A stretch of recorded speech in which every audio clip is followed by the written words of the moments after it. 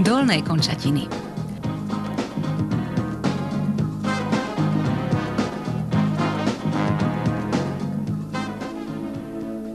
Potom, ako sme vyčistili pokožku pred depilačným púdrom, aplikujeme teplý biely vosk Vols s mandľovým olejom. Tento vosk je vďaka svojmu zloženiu na základe mandľového oleja ideálny pre suchú pokožku. Jeho lubrikačné vlastnosti zanechávajú perfektne hydratovanú pokožku.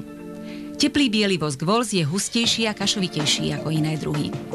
Aplikujeme ho v dlhých pásoch špachtličkou v smere rastu chlpkov.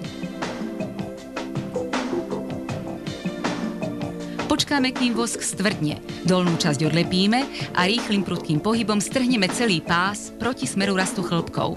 Môžeme skontrolovať, či sú chlpky strhávané od korienkov.